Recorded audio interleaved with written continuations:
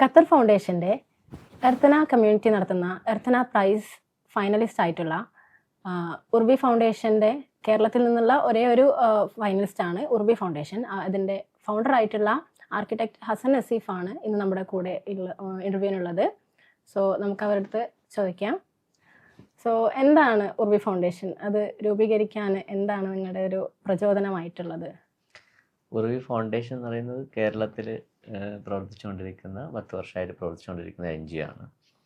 നമുക്കറിയാം കേരളം എന്ന് പറയുന്ന ഒരു പ്രഷ്യസ് ആയിട്ടുള്ള ലാൻഡാണ്. വെസ്റ്റേൺ ഘാട്ട് എന്ന് പറയുന്ന ഒരു പ്രഷ്യസ് ആയിട്ടുള്ളൊരു ലാൻഡ്സ്കേപ്പ്. ലോകത്ത് തന്നെ വളരെ വിപുലമായിട്ടുള്ള ബയോഡൈവേഴ്സിറ്റി റീജിയനുകളുണ്ട്. ആ റീജിയനിൽ ഏറ്റവും ഹോട്ട്സ്പോട്ടായിട്ടുള്ള റീജിയനാണ് കേരളത്തിലുള്ള ഈ വെസ്റ്റേൺ ഘാട്ട് എന്ന് പറയുന്നത്. സ്വാഭാവികമായിട്ടും ഈ പ്രദേശത്ത് നമ്മൾ എങ്ങനെ ബിഹേവ് ചെയ്യണമെന്നുള്ളത് നമ്മൾ ഓരോരുത്തരുടെയും ഉത്തരവാദിത്തമാണ്. ആ ഒരു റെസ്പോൺസിബിലിറ്റിയാണ് ഉർബി ഫൗണ്ടേഷൻ ഏറ്റെടുത്തിരിക്കുന്നത്.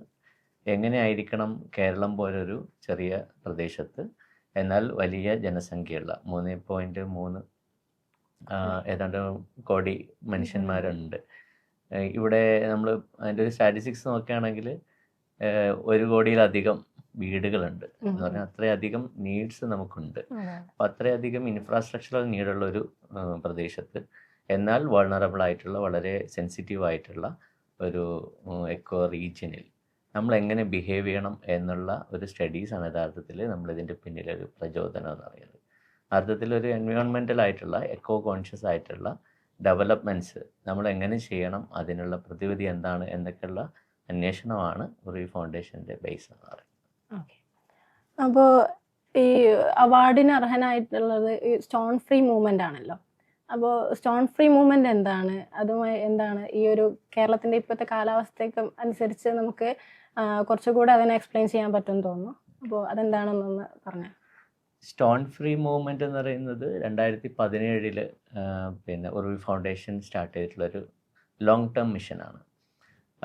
അതായത് നമുക്കറിയാം ഇപ്പോഴത്തെ ഒരു സിനാരിയോ നോക്കുകയാണെങ്കിൽ കേരളത്തിലെ പല പ്രദേശങ്ങളും വലിയ രീതിയിൽ ലാൻഡ് സ്ലൈഡ് വരുന്നുണ്ട്.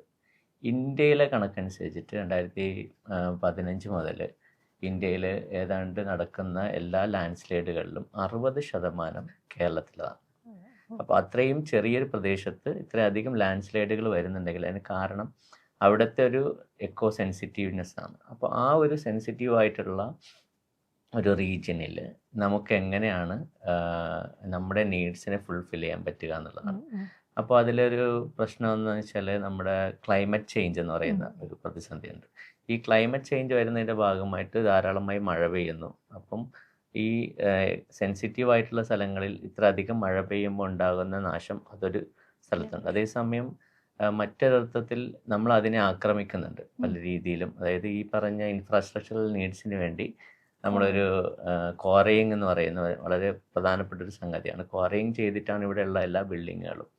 ബിൽഡിങ്ങിൻ്റെ ഫൗണ്ടേഷൻ ആയിക്കോട്ടെ, ചുവരുകളായിക്കോട്ടെ, റൂഫ് ആയിക്കോട്ടെ, ഇതെല്ലാം ക്വാറിയിങ്ങിലൂടെ ഉണ്ടാക്കുന്ന സ്റ്റോൺ വെച്ചിട്ടാണ് നിർമ്മിച്ചുകൊണ്ടിരിക്കുന്നത്. അപ്പോൾ ഇത് നമ്മുടെ ഈ മലനിരകളെ കാര്യമായിട്ട് ബാധിക്കുന്നുണ്ട്. അപ്പോൾ ഇതാണ് നമ്മുടെ ഈ ലാൻഡ് സ്ലൈഡുകളുടെ ഒരു അടിസ്ഥാനമായിട്ട് നമ്മൾ മനസ്സിലാക്കിയിട്ടുള്ളത്. സോ ഈ ഒരു പ്രശ്നത്തിനെ എങ്ങനെ അഭിമുഖീകരിക്കാം? നമ്മൾ ഇനിയും ഒരുപാട് കാലം മുന്നോട്ട് പോകണം. നെക്സ്റ്റ് ജനറേഷന് ഇതിനെ വളരെ നല്ലൊരു ലാൻഡായിട്ട്, പ്രഷ്യസ് ലാൻഡായിട്ട് തന്നെ നമുക്ക് നിലനിർത്താനുണ്ട്. അപ്പോൾ അതിന് നമുക്കിനി എങ്ങനെയാണ് അതിന് മുന്നോട്ട് പോകുക എന്നുള്ളൊരു ചർച്ചയാണ് അതായത് സ്റ്റോൺ ഫ്രീ മൂവ്മെൻറ്റിലേക്ക് നമ്മൾ എത്തുന്നത്. അപ്പോൾ സ്റ്റോൺ ഫ്രീ മൂവ്മെൻ്റ് എന്ന് ആ പേര് പറയുന്നത് പോലെ തന്നെ നമുക്ക് നമ്മുടെ മലനിരകളെ സംരക്ഷിച്ചുകൊണ്ട് സ്റ്റോൺ ഫ്രീ ആയിട്ടുള്ള ഡെവലപ്മെൻറ്റ്സ് നടത്താൻ സാധിക്കും എന്നുള്ളതാണ്. നമുക്ക് ട്രഡീഷണൽ ആയിട്ടുള്ള ഒരുപാട് നോളജ് ആ മേഖലയിലുണ്ട്. മണ്ണ് കൊണ്ടുള്ള ഫൗണ്ടേഷൻ, മണ്ണ് കൊണ്ടുള്ള ചുവര്, മണ്ണ് കൊണ്ടുള്ള റൂഫ്, അങ്ങനെ തുടങ്ങിയ ട്രഡീഷണൽ ആയിട്ടൊരു നോളജ് നമുക്കുണ്ട്. അതിനെ നമുക്ക് വീണ്ടും തിരിച്ചു കൊണ്ടുവരികയും ഈ എക്കോ റീജിയനെ നമുക്ക് സസ്റ്റൈനബിൾ ആയിട്ട് നിലനിർത്താൻ പറ്റുകയും ചെയ്യുക എന്നുള്ളതാണ് സ്റ്റോൺ ഫ്രീ മൂവ്മെൻറ്റ് കൊണ്ട് ഉദ്ദേശിക്കുന്നത്. ഓക്കെ. സോ ഈ സ്റ്റോൺ ഫ്രീ മൂവ്മെൻ്റ് ആണ് ഈ അംഗീകാരത്തിലേക്ക്, അതായത് 100-ലധികം രാജ്യങ്ങളിൽ നിന്നും 400-ലധികം എൻട്രികളിൽ നിന്നും 12 ഫൈനലിസ്റ്റുകളിൽ ഒരാളായിട്ട് ഈ ഉർബി ഫൗണ്ടേഷൻ്റെ സ്റ്റോൺ ഫ്രീ മൂവ്മെൻറ്റ് പെടാൻ കാരണം. അപ്പോൾ ഈ ആ അംഗീകാരത്തിലേക്ക് നിങ്ങൾ എത്തുമ്പോൾ എന്താണ് അതിൻ്റെ ഒരു പ്രാധാന്യം എത്രത്തോളമാണെന്ന് നിങ്ങൾക്ക് എങ്ങനെയാണ് മനസ്സിലാക്കുന്നത്? നേരത്തെ പറഞ്ഞതുപോലെ നമ്മുടെ കേരളം എന്ന് പറയുന്നത് ലോകത്ത് തന്നെ സവിശേഷമായ ഒരു പ്രദേശമാണ്. അവിടെ ആ പ്രദേശത്തെ അഡ്രസ്സ് ചെയ്യാൻ ഒരു കൃത്യമായ ഒരു ക്രിയേറ്റീവായൊരു പ്ലാൻ, ഒരു സ്ട്രാറ്റജിക് പ്ലാൻ ഉണ്ട് എന്നതാണ് യഥാർത്ഥത്തിൽ ഈ അംഗീകാരത്തിന് ഏറ്റവും വലിയ വഴിവെക്കുന്നത്. അതായത് 400-ലധികം എൻട്രീസ് ലോകത്തിൻ്റെ വിവിധ ഭാഗങ്ങളിൽ നിന്ന് തിരഞ്ഞെടുക്കുകയുണ്ടായി.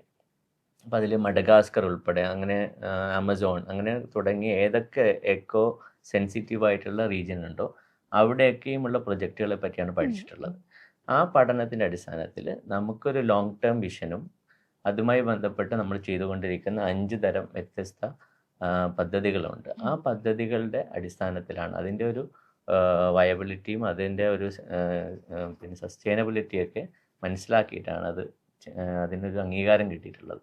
എന്ന് പറഞ്ഞാൽ കേരളത്തിൽ നമ്മൾ മാത്രമല്ല, ഇതുപോലെ തന്നെ ഒരുപാട് പിന്നെ NGOs ആയാലും വ്യക്തികളായാലും എക്കോളജിക്കലുമായി ബന്ധപ്പെട്ട് ഒരുപാട് പഠനങ്ങൾ നടത്തുകയും അതിനുവേണ്ടിയുള്ള പുതിയ ആവിഷ്കാരങ്ങൾ നടത്തുകയും ചെയ്യുന്നുണ്ട്.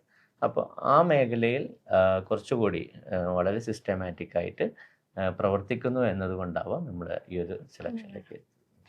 ഓക്കെ, അപ്പോൾ ഈ അംഗീകാരം നേടുന്നതിനായിട്ട് നിങ്ങൾ എന്തൊക്കെയാണ് ചെയ്തിട്ടുള്ളത്? അതുപോലെ ഈ അംഗീകാരം നിങ്ങൾക്ക് മറ്റൊരു ഉത്തരവാദിത്തം നൽകുന്നതുണ്ടല്ലോ, അപ്പോൾ അതും കൂടി എങ്ങനെയാണ് മനസ്സിലാക്കുന്നത്? ഞാൻ പറഞ്ഞതുപോലെ 5 തരം വ്യത്യസ്ത മേഖലയിലാണ് നമ്മൾ ഇതിനെ കാണുന്നത്. അതിൽ ഒന്നാമത്തേതെന്ന് പറഞ്ഞാൽ റിസർച്ച് കൊളാബറേഷൻസ് എന്നുള്ളതാണ്. നമുക്കറിയാം പുതിയ കാലഘട്ടത്തിൽ പുതിയ സാങ്കേതിക വിദ്യകൾ വരുമ്പോൾ നമ്മൾ പറയുന്ന ട്രഡീഷണൽ നോളജിനെയും ഈ സാങ്കേതിക വിദ്യയെയും കൂടി ക്ലബ് ചെയ്തുകൊണ്ട് എങ്ങനെയാണ് പുതിയ പിന്നെ ഐഡിയ അല്ലെങ്കിൽ പുതിയ സസ്റ്റൈനബിൾ ആയിട്ടുള്ള ഡെവലപ്മെൻറ്റ്സ് മാർഗ്ഗങ്ങൾ നമുക്ക് ഉണ്ടാക്കുക എന്നുള്ളതാണ് ഒന്നാമത്തെ സാധനം. അപ്പോൾ അത് റിസർച്ച് കൊളാബറേഷൻസിലൂടെയാണ് സാധിക്കുന്നത്. അതുപോലെ തന്നെ ഡോക്യുമെൻറ്റേഷൻസ് പ്രധാനമാണ്. നമുക്ക് നേരത്തെ ഉണ്ടായിരുന്ന ബിൽഡിങ് നമുക്കറിയാം 200-300 വർഷം പഴക്കമുള്ള ബിൽഡിങ്ങൾ ഇന്നും നിലനിൽക്കുന്നുണ്ട് കേരളത്തിൽ. അതേസമയം 50 വർഷം പഴക്കമുള്ള കോൺക്രീറ്റ് ബിൽഡിങ്ങുകൾ നമ്മൾ പൊളിച്ചു മാറ്റേണ്ടതായിട്ട് വരുന്നുണ്ട്. സ്വാഭാവികമായിട്ടും ആ ട്രഡീഷണൽ നോളജിനെ നമുക്ക് ഡോക്യുമെൻ്റ് ചെയ്തിട്ട് തിരിച്ചു കൊണ്ടുവരിക എന്നുള്ളത് ഒരു പ്രധാനപ്പെട്ട സംഗതിയാണ്. രണ്ടാമത്തേത് പ്രോട്ടോടൈപ്പുകൾ ഉണ്ടാക്കുക എന്നുള്ളതാണ്. അതായത് ആളുകൾക്ക് അറിയില്ലല്ലോ എങ്ങനെയാണ് ഇതിന് ഈ ഒരു ലോങ് ടേം പ്ലാനിൽ നമുക്ക് എങ്ങനെ സർവൈവ് ചെയ്യാം എന്നുള്ളൊരു സംഗതി ആളുകൾക്ക് അറിയില്ല. അപ്പോൾ പ്രോട്ടോടൈപ്പുകൾ ഉണ്ടാക്കുക എന്നുള്ളതാണ്. നമ്മൾ ചെറുപ്പത്തിൽ പഠിച്ചതുപോലെ നമ്മുടെ കേരളം 3 വ്യത്യസ്ത റീജിയനുകളുണ്ട്: മലനാട്, ഇടനാട്, തീരപ്രദേശം. ഓരോ റീജിയനിലും ഓരോ വ്യത്യസ്ത രീതിയിലാണ് കൺസ്ട്രക്ഷനും നമ്മൾ സമീപിക്കേണ്ടത്. അതുകൊണ്ട് തന്നെ പ്രോട്ടോടൈപ്പുകൾ പ്രധാനമാണ്. മലപ്രദേശങ്ങളിൽ നമുക്ക് എങ്ങനെയാവണം, അതുപോലെ തീരപ്രദേശത്ത് എന്താവണം എന്നുള്ള പ്രോട്ടോടൈപ്പുകൾ ഉണ്ടാക്കുക എന്നുള്ള രണ്ടാമത്തെ പദ്ധതി. മൂന്നാമത്തെ സംഗതി എന്ന് പറയുന്നത് സ്കിൽ ട്രെയിനിങ്ങുകളാണ്. ആർക്കിടെക്ട്സ് ആയാലും എൻജിനീയേഴ്സ് ആയാലും ഈ മേഖലയിലുള്ള എക്സ്പേർട്സ് ആയിട്ട് വരുന്ന നമ്മുടെ സൊസൈറ്റിയിലുള്ള എല്ലാ ആളുകളെയും നമ്മൾ ട്രെയിൻ ചെയ്യുക എന്നുള്ളതാണ്. ഇങ്ങനൊരു പുതിയൊരു മാറ്റത്തിലേക്ക് സ്റ്റോൺ ഫ്രീ ആയിട്ടുള്ള കൺസ്ട്രക്ഷനുകൾക്ക് വേണ്ടിയുള്ള ട്രെയിനിങ് കൊടുക്കുക എന്നുള്ളതാണ് മറ്റൊരു സംഗതി. അതിൽ ഏറ്റവും പ്രധാനപ്പെട്ട സംഗതി അവരെ സപ്പോർട്ട് ചെയ്യുന്ന ലേബർ സിസ്റ്റം ഒരു കമ്മ്യൂണിറ്റി നമുക്ക് വേണ്ടതുണ്ട്. അപ്പോൾ ലേബേഴ്സിനെയും ഉണ്ടാക്കിയെടുക്കണം. ഇങ്ങനെ ഉണ്ടാക്കിയെടുക്കുന്ന ലേബേഴ്സിനെയും ആർക്കിടെക്ട്സിനെയും എൻജിനീയേഴ്സിനെയും പ്രയോജനപ്പെടുത്തിക്കൊണ്ട് നമ്മുടെ കേരളത്തിൽ ഈ ഒരു വലിയ ട്വിസ്റ്റ് കൊണ്ടുവരാൻ സാധിക്കുമെന്നാണ് നമ്മൾ വിശ്വസിക്കുന്നത്. നാലാമത്തെ സംഗതി എന്ന് പറയുന്നത് കമ്മ്യൂണിറ്റി എൻഗേജ്മെൻറ്റുകളിൽ ഏറ്റവും പ്രധാനപ്പെട്ടതാണ് ഈ അവെയർനെസ് എന്നുള്ളത്. ജനറൽ പബ്ലിക്കിനുള്ള അവെയർനെസ്. അവരാണ് വീട് വയ്ക്കുന്നത് അല്ലെങ്കിൽ ബിൽഡിംഗ് ഉണ്ടാക്കുന്നത്. സ്വാഭാവികമായിട്ടും ഈ ആളുകളെ നമ്മൾ അവെയർ ആക്കുകയും അതുവഴി അഞ്ചാമത്തെ സംഗതി പോളിസി മേക്കിങ്ങിലേക്കാണ്. അതായത് നമ്മൾ സപ്പോർട്ട് ചെയ്യാണ് ഗവൺമെൻറ്റിനെയും ഈ ഏജൻസികളെയും നമ്മൾ സപ്പോർട്ട് ചെയ്യുന്നത് ഇങ്ങനെ ഒരു സ്ട്രാറ്റജിക്കലായിട്ടുള്ള മാറ്റം എല്ലാ മേഖലയിലും എഡ്യൂക്കേഷൻ മുതൽ വിദ്യാർത്ഥികൾ മുതൽ പ്രൊഫഷണൽസ് മുതൽ ഉണ്ടാക്കുന്ന കൺസ്ട്രക്ഷൻ ചെയ്യുന്ന ആളുകൾ വരെയുള്ള ആളുകൾക്ക് ഈ ഒരു സ്ട്രാറ്റജിക്കൽ മാറ്റത്തിന് വേണ്ടിയുള്ള ഒരു കാലാവസ്ഥ ഉണ്ടാക്കി കൊടുക്കുക. അതുവഴി സ്ട്രാറ്റജി പോളിസി ചേഞ്ചസ് സാധ്യമാകുമെന്നുള്ളതാണ്. ഈ വ്യത്യസ്ത 5 കോണുകളിൽ നിന്നുകൊണ്ടുള്ള പ്രവർത്തനമാണ് ഈ പറയുന്ന സ്റ്റോൺ ഫ്രീ മൂവ്മെൻറ്റിൻ്റെ ഒരു ദീർഘകാലം. ഓക്കെ, അപ്പോൾ ഈ എർത്തന അംഗീകാരത്തിന് ശേഷം ഉറുവിക്ക് കുറച്ചുകൂടെ ഉത്തരവാദിത്തം വർദ്ധിക്കുകയാണ് അല്ലേ? അപ്പോൾ എന്തൊക്കെ സാധ്യതകളാണ് നിങ്ങൾ ഇതിൽ കാണുന്നത്? കേരളത്തിലെ ഒരു സവിശേഷമായ സാഹചര്യം പരിഗണിക്കുകയാണെങ്കിൽ ക്ലൈമറ്റ് ചേഞ്ച് എന്ന് പറയുന്നത് നമ്മുടെ തലയുടെ മുകളിൽ നിൽക്കുകയാണ്. ഈ ക്ലൈമറ്റ് ചേഞ്ചിൻ്റെ ഏറ്റവും അപകടം എന്താണെന്ന് വെച്ചാൽ നമുക്ക് പ്രെഡിക്റ്റ് ചെയ്യാൻ പറ്റാത്ത രീതിയിലേക്ക് മാറിക്കൊണ്ടിരിക്കുകയാണ്. ചൂടിൻ്റെ കാര്യമാണെങ്കിലും മഴയുടെ കാര്യമാണ്. ഇപ്പോൾ ഒരു ക്ലൈമറ്റ് മാപ്പിംഗ് എന്ന് പറയുന്ന ഒരു സംഗതി ചെയ്യണമെന്ന് ഈ ഒരു എർത്തന വേദിയിൽ പോയപ്പോൾ മനസ്സിലായ ഒരു ആഗോളതലത്തിലുള്ള മറ്റു കൂടിക്കാഴ്ചകളുമായി കണ്ട് മനസ്സിലാക്കിയപ്പോൾ മനസ്സിലായത് നമ്മളൊരു തിരിച്ചറിയുന്നത് എല്ലാ ആളുകളും ഒരേ ലൈൻ ഓഫ് തോട്ടിലാണ് ഉള്ളത്. പക്ഷേ അവർ കുറച്ചും കൂടി പ്രൊഫഷണലായിട്ടും കുറച്ചും കൂടി സിസ്റ്റമാറ്റിക് ആയിട്ടുള്ള പഠനങ്ങൾ നടത്തുന്നുണ്ട്. അപ്പോൾ നമ്മുടെ കേരളത്തിൽ ശരിക്കും ഒരു ക്ലൈമറ്റ് പിന്നെ സർവേ കൃത്യമായി നടക്കണമെന്നുള്ളതാണ്. കാരണം നമ്മൾ ചെയ്യുന്ന സർവൈവൽ പ്ലാൻ, നമ്മൾ പ്ലാൻ ചെയ്യുന്ന കാര്യങ്ങൾ ഈ ക്ലൈമറ്റ് ചേഞ്ചിൻ്റെ പിന്നെ ദ്രുതഗതിയിൽ മാറുന്ന ക്ലൈമറ്റിനെ ആപേക്ഷികമായി നമ്മൾ എത്തുന്നുണ്ടോ എന്നുള്ളൊരു പഠനം കൂടി നടത്തേണ്ടതുണ്ട്. സ്വാഭാവികമായിട്ടും നമ്മളൊരു ലോങ് ടേം പ്ലാൻ കാണുമ്പോൾ 2050 ആകുമ്പോൾ നമ്മുടെ ക്ലൈമറ്റ് എന്തായിരിക്കും, നമ്മൾ ഏത് പൊസിഷനിലായിരിക്കും എന്നുള്ളത്, നമ്മുടെ പ്രവർത്തനങ്ങൾ ഏത് പൊസിഷനിലായിരിക്കും എന്നുള്ളത് അനാലിസിസ് ചെയ്യപ്പെടേണ്ടതാണ്. അർത്ഥത്തിൽ കുറച്ചുകൂടി സയൻറ്റിഫിക് ആയിട്ട് കാര്യങ്ങൾ ചെയ്യണമെന്നും റെസ്പോൺസിബിലിറ്റി ഏറ്റെടുക്കണമെന്നാണ് വിചാരിക്കുന്നത്. ഓക്കെ. ഈ സ്റ്റോൺ ഫ്രീ ആയിട്ടുള്ള വർക്കുകൾ ചെയ്തിട്ടുള്ളിടത്തുള്ള അതിൻ്റെ സാമൂഹികമായിട്ടുള്ള മാറ്റങ്ങളും മറ്റും അനുഭവപ്പെട്ടിട്ടുണ്ടോ ഇതുവരെ? മാറ്റങ്ങളുണ്ട്, വലിയ രീതിയിൽ മാറ്റങ്ങളാണ് അനുഭവപ്പെടുന്നത്. കാരണം വെച്ചാൽ സ്റ്റുഡൻറ് കമ്മ്യൂണിറ്റി നന്നായിട്ട് ഏറ്റെടുക്കുന്നുണ്ട്, പ്രത്യേകിച്ച് ആർക്കിടെക്ചർ സ്റ്റുഡൻറ് കമ്മ്യൂണിറ്റി. ഇന്ത്യയിൽ തന്നെ ഒരു വർഷം 20,000-ഓളം 15,000 മുതൽ 20,000-ഓളം കുട്ടികളാണ് ആർക്കിടെക്ചർ പൂർത്തിയാക്കുന്നത്. ഈ ആളുകളിലേക്ക് നമ്മൾ ഡയറക്റ്റ് ഇറങ്ങിച്ചെല്ലുകയാണ് ചെയ്യുന്നത്. അതായത് ഒരു വലിയ ഒരു നാഗരികതയെ ഉണ്ടാക്കുന്ന നെക്സ്റ്റ് ജനറേഷനാണ് ഈ ആർക്കിടെക്ട്സ് എന്ന് പറയുന്നത്. അതുപോലെ എൻജിനീയേഴ്സും. ഈ ആളുകൾക്ക് കൃത്യമായ നിർദ്ദേശം കൊടുക്കുകയും നമ്മുടെ ഈ സർവൈവൽ പ്ലാൻ എന്താണെന്നുള്ളത് അവരെ കൊണ്ട് തന്നെ എടുക്കുന്ന രീതിയിലുള്ള കാര്യങ്ങൾ. അതായത് ഉർവിക്കോസ എന്ന് പറയുന്ന ഉർവി ഫൗണ്ടേഷൻ്റെ ഏറ്റവും പ്രധാനപ്പെട്ട ഒരു ട്രെയിനിങ് സെൻ്റർ ഉണ്ട്, റിസർച്ച് ആൻഡ് ട്രെയിനിങ് സെൻ്ററാണ്. ആ സെൻറ്റർ വഴിയാണ് ഈ ഇന്ത്യയിലുള്ള എല്ലാ ആർക്കിടെക്ട്സിനെയും ട്രെയിനിങ് കൊടുക്കുന്നത് ഈ ഒരു മേഖലയിലുള്ള. സ്വാഭാവികമായിട്ട് ആ ഒരു മാറ്റം, ഒരു എഡ്യൂക്കേഷൻ എന്നുള്ള രംഗത്തുള്ള ആളുകളുടെ അക്സെപ്റ്റൻസ് നമ്മൾ നന്നായിട്ട് ഫീൽ ചെയ്യുന്നുണ്ട് എന്നുള്ളതാണ്. രണ്ടാമത്തെ ഒരു ഫീൽ എന്ന് പറയുന്നത് ഗവൺമെൻറ് തലത്തിലുള്ള, ഫോർ എക്സാമ്പിൾ ഈ നമ്മുടെ വയനാട് പൊഴുതനയിൽ അവിടെയുള്ള ഒരു പ്രോട്ടോടൈപ്പ് ഉണ്ടാക്കിയിട്ടുണ്ടായിരുന്നു ഈ പ്രളയ സമയത്ത്. 14 ദിവസം കൊണ്ട് എങ്ങനെയാണ് കല്ലും മണ്ണുമൊന്നും ഉപയോഗിക്കാതെ, അവിടുത്തെ നാച്ചുറൽ മെറ്റീരിയൽസ് ഉപയോഗിക്കാതെ നമുക്ക് സ്റ്റീലും മറ്റ് ഉപകരണങ്ങൾ ഉപയോഗിച്ചുകൊണ്ട് ചെയ്യുന്ന ഒരു പ്രോട്ടോടൈപ്പ്. അപ്പം അതിനൊരു നാഷണൽ അംഗീകാരം കിട്ടിയിട്ടുണ്ടായിരുന്നു. ഈ അംഗീകാരത്തിന് ശേഷം കേരളത്തിലുള്ള പിന്നെ ലൈഫ് മിഷൻ പോലെയുള്ള പദ്ധതികളിൽ കാര്യമായ പോളിസി ചേഞ്ചസ് കൊണ്ടുവന്നിട്ടുണ്ടായിരുന്നു. അതായത് പിന്നെ നമ്മൾ പ്രോട്ടോടൈപ്പിൽ കാണിച്ചതുപോലെ തന്നെയുള്ള സ്റ്റീൽ കൊണ്ടുള്ള നിർമ്മിതികൾക്ക് കൂടുതൽ സ്വീകാര്യത കൊണ്ടുവരുന്നു. ആ അർത്ഥത്തിൽ ഒരു വലിയൊരു മാറ്റം നമ്മുടെ ഒരു ഇനിഷ്യേറ്റീവിലൂടെ തന്നെ, അല്ലെങ്കിൽ നമ്മുടെ ഇനിഷ്യേറ്റീവിൻ്റെ ഭാഗമായി വരുന്ന തോട്ടുകൾ തന്നെ മറ്റു പലരും ഏറ്റെടുക്കുന്ന അവസ്ഥയിലോട്ട് വന്നിട്ടുണ്ട് എന്നുള്ളതാണ്. ഓക്കെ.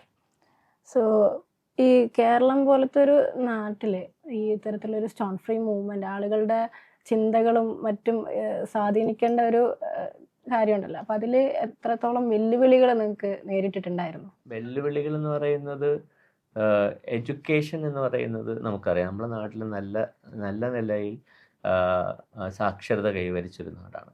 പക്ഷേ എഡ്യൂക്കേഷൻ്റെ ഒരു ചെറിയ പ്രശ്നം എന്ന് പറയുന്നത് ആ സിസ്റ്റം, എഡ്യൂക്കേഷൻ സിസ്റ്റത്തിൽ കുറച്ച് പ്രതിസന്ധികളുണ്ട്. അതായത് ലോക്കലായിട്ടുള്ള എഡ്യൂക്കേഷൻ, അതായത് റീജിയണൽ ആയിട്ടുള്ള എഡ്യൂക്കേഷൻസ് നമ്മുടെ കുട്ടികൾക്ക് ഉണ്ടാവുന്നില്ല എന്നുള്ളതാണ്. സ്വാഭാവികമായിട്ട് അവർ മനസ്സിലാക്കുന്നത് ചന്ദ്രനിൽ പോകുന്നതിനെ പറ്റി സംസാരിക്കുമ്പോൾ നമ്മൾ മണ്ണിനെ പറ്റി സംസാരിക്കുന്നത് മോശമാണ് എന്ന നിലയിലേക്ക് എഡ്യൂക്കേഷനെ ഡൈവേർട്ട് ആക്കി പോകുന്നുണ്ട് എന്നുള്ളതാണ്. സ്വാഭാവികമായിട്ട് അതൊരു വെല്ലുവിളി തന്നെയാണ്. അതായത് നമ്മളൊരു കുറച്ചും കൂടെ പ്രോഗ്രസീവായ കാര്യങ്ങൾ സംസാരിക്കുമ്പോൾ നിങ്ങൾ മണ്ണിനെ പറ്റി പറയുന്നോ എന്ന ഒരു ചോദ്യം വരുന്നതിൻ്റെ ആംഗിൾ, അത് നമ്മുടെ എഡ്യൂക്കേഷൻ്റെ ഒരു വ്യത്യസ്തമായ ഒരു പ്രശ്നമാണ്. അപ്പം അതാണ് നമ്മൾ പിന്നെ അഭിമുഖീകരിക്കേണ്ടി വരുന്ന ഒരു പ്രധാന പ്രശ്നം എന്ന് പറയുന്നത്. ഓവർ എഡ്യൂക്കേഷൻ എന്ന് വേണമെങ്കിൽ നമുക്ക് അങ്ങനെ പറയാം. അതേസമയം ആളുകൾ റീജിയണൽ ആയിട്ടുള്ള നോളജ് കൈവരിക്കുക, അതുവഴി നമ്മുടെ ഈ പ്രഷ്യസ് ആയിട്ടുള്ള ഈ ലാൻഡിനെ പ്രൊട്ടക്റ്റ് ചെയ്യുക എന്നതിലേക്കാണ് നമ്മൾ വെർണാക്കുലർ ആർക്കിടെക്ചർ. അതേ വെർണാക്കുലർ ആർക്കിടെക്ചർ. ഓക്കെ. ഈ യാത്രയിലുടനീളം നിങ്ങൾക്ക് പ്രചോദനം നൽകിയിട്ടുള്ള ആളുകളോ മറ്റ് പ്രസ്ഥാനങ്ങളോ ഉണ്ടോ? തീർച്ചയായിട്ടും ഉണ്ട്. അതിൽ ഏറ്റവും പ്രധാനപ്പെട്ട ഒരു സംഗതി ഹസൻ ഫാത്തി, ആർക്കിടെക്ട് ഹസൻ ഫാത്തി എന്ന് പറയുന്നത് ഈജിപ്തിൽ ജീവിച്ചിരുന്ന ഒരു ആർക്കിടെക്റ്റാണ്. അദ്ദേഹം ചെയ്തിട്ടുള്ള ഒരു നമുക്ക് ഇൻസ്പയർഡ് ആയിട്ടുള്ള സംഗതി എന്ന് വെച്ചാൽ സൊസൈറ്റിയെ, കമ്മ്യൂണിറ്റിയെ എംപവർ ചെയ്യുന്ന ഒരു ആർക്കിടെക്ചർ ഡെവലപ്പ് ചെയ്തു എന്നുള്ളതാണ്. നൂബിയൻ ടെക്നിക്ക് എന്ന് പറഞ്ഞിട്ട് റൂഫ് ഉണ്ടാക്കുന്ന ഒരു ടെക്നിക്ക്, ബ്രിക്ക് കൊണ്ട് റൂഫ് ഉണ്ടാക്കുന്ന. കോൺക്രീറ്റ് കൺസ്ട്രക്ഷൻ ഭയങ്കരമായി ബൂം ചെയ്തു വരുന്നൊരു സമയത്ത് ആ കാലഘട്ടത്തിൽ ജീവിച്ചിരുന്ന ആളാണ് അദ്ദേഹം. റൂഫ് ബ്രിക്ക് കൊണ്ട് ചെയ്യാം, അത് വെർണാക്കുലറായിട്ടുള്ള അവിടെയുള്ള തദ്ദേശീയമായ ഉപകരണങ്ങൾ വെച്ചും അവരുടെ സ്കില്ല് വെച്ചും ചെയ്യാമെന്നുള്ള ഒരു പിന്നെ കാഴ്ചപ്പാട് രൂപപ്പെടുത്തിയ ആളാണ്. അത് ഒരു വലിയൊരു ഇൻസ്പിറേഷനാണ്. കാരണം നമ്മുടെ നാട് അതുപോലെ തന്നെ വളരെ വെർണാക്കുലർ സാധ്യതകളുള്ള സംഭവം. ആ ഒരു അർത്ഥത്തിൽ ഹസൻ ഫാദിയുടെ ചില മൂവ്മെൻറ്റുകൾ നമ്മളെ ഇൻസ്പയർ ആയിട്ടുണ്ട്. പിന്നെ ഓഫ് കോഴ്സ് നമുക്ക് നമ്മുടെ ഉമ്മ എപ്പോഴും ഇൻസ്പിറേഷനാണല്ലോ എല്ലാവർക്കും. അത് ഉമ്മയുടെ ഇൻസ്പിറേഷൻ എന്ന് പറയുന്നത് ഒരു എന്താ പറയുക, ഒരാൾ ഒരു അറിവ് നേടുകയാണെങ്കിൽ അത് സമൂഹത്തിന് ഉപയോഗപ്പെടണം എന്നുള്ള നിലയിലാണ് ആ ഇൻസ്പിറേഷൻ. അതായത് ഒരു അറിവുണ്ടായാൽ അതിൽ ആഴത്തിലുണ്ടാവുകയും അത് സമൂഹത്തിന് ഉപയോഗപ്പെടുകയും എന്നുള്ളതാണ്. ഈ രണ്ട് ഇൻസ്പിറേഷൻ കാര്യമായി നമ്മൾ ഉണ്ടായിട്ടുണ്ട്. ഓക്കെ. അപ്പോൾ കേരളത്തിൻ്റെ ഇപ്പോഴത്തെ ഈ കാലാവസ്ഥയും അതുപോലെ ഇപ്പോഴത്തെ ക്ലൈമറ്റ് ചേഞ്ചും കൊണ്ടുള്ള മറ്റു പ്രകൃതിക്ഷോഭങ്ങളും എല്ലാം മനസ്സിലാക്കിക്കൊണ്ട് കാര്യമായിട്ടുള്ള മാറ്റങ്ങൾ വരുത്താനുള്ള ഈ ഒരു മൂവ്മെൻറ്റ് മുന്നോട്ട് കൊണ്ടുപോകാൻ സാധിക്കട്ടെ. നമുക്കത് ഏറ്റെടുക്കാം. അതുപോലെ ഈ ഒരു വർക്കിനെ എർത്തന ലെവലിൽ വരെ, അതായത് നാഷണൽ ഇൻ്റർനാഷണൽ ലെവലിൽ വരെ അംഗീകാരം ലഭിച്ചിട്ടുള്ളതും അത്തരത്തിലുള്ള ഒരു എഫേർട്ട് കൊണ്ട് മാത്രമാണ്. സോ അതിനെ നമുക്ക് ഏറ്റെടുത്തുകൊണ്ട് നമുക്ക് മുന്നോട്ട് പോകാം. Thank you.